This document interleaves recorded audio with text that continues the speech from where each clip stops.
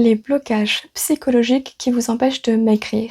Bienvenue, je suis Aurélie Nussbaumer, psychologue et hypnothérapeute. J'aide les femmes à mincir autrement avec les neurosciences. Je vous invite à vous abonner dès maintenant, on se retrouve chaque mercredi pour une nouvelle vidéo et je vous invite à télécharger gratuitement votre e-book, Le secret pour maigrir. Le lien est dans la description.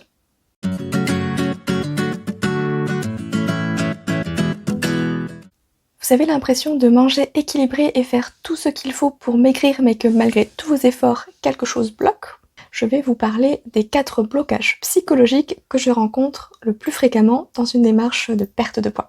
L'alimentation et l'activité physique sont 2 choses sur lesquelles nous sommes assez bien sensibilisés quand on veut maigrir, même un peu trop d'ailleurs. Mais on oublie un paramètre important, notre subconscient. Et oui, il faut savoir que nous avons en nous une partie consciente et une partie inconsciente, qui représente la partie immergée de l'iceberg. Ça fait beaucoup de choses sur lesquelles nous n'avons pas le contrôle. Notre inconscient est comme une grande bibliothèque, ou un disque dur, où absolument tout a été stocké de votre vie intra-utérine jusqu'à maintenant, et même encore avant pour ceux qui croient aux vies antérieures. Ainsi, tous vos souvenirs, expériences, émotions sont gardés dans votre mémoire inconsciente, et il arrive parfois que la prise de poids soit liée à un événement traumatique. Il y a autant de raisons de prendre du poids que d'individus sur Terre.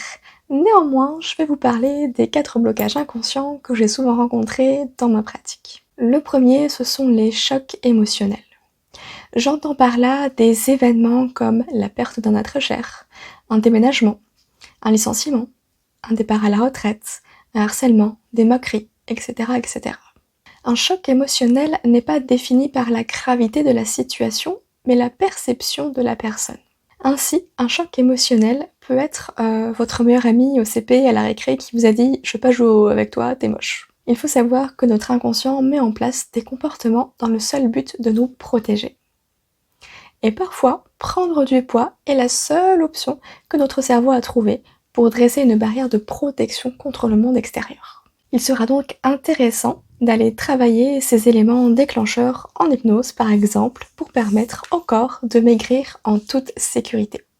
Deuxième blocage psychologique, l'auto-sabotage. Inconsciemment, vous ne vous autorisez peut-être pas à être heureuse, à réussir, à maigrir. Un sentiment de culpabilité se cache très souvent derrière ce comportement. La personne se punit elle-même de manière inconsciente pour un événement qui s'est produit il y a très longtemps.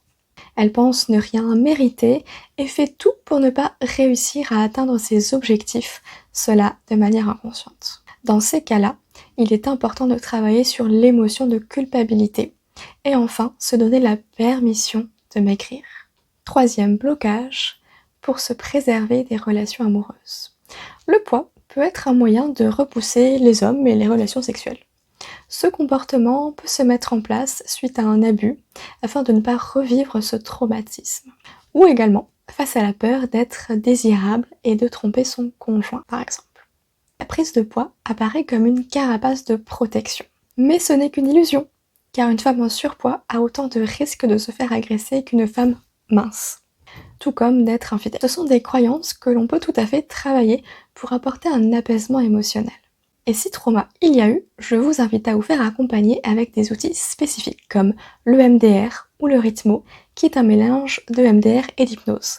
Un outil auquel j'ai été formée et que j'utilise très régulièrement au cabinet. Quatrième blocage, le besoin de s'imposer.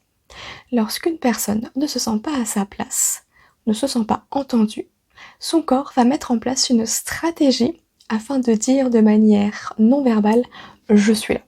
D'autres, en revanche, se décrivent comme le pilier de la famille. Elles doivent donc avoir une base assez solide pour porter tous les soucis des proches sur ses épaules. Ici, l'important est de vous remettre au centre de votre propre vie, car vous êtes la personne la plus importante de votre vie. Il est donc essentiel de répondre à vos propres besoins avant de répondre aux besoins des autres. Sinon, vous risquez de tomber dans le syndrome du sauveur et ça, ce n'est bon ni pour vous ni pour l'autre. Alors autorisez-vous à prendre du temps pour vous, peu importe ce que les autres pensent. Votre bien-être prime avant tout le reste. Et si en plus ça peut vous enlever ce poids que vous portez sur les épaules au quotidien, la balance vous dira merci. J'espère que cette vidéo vous aura plu.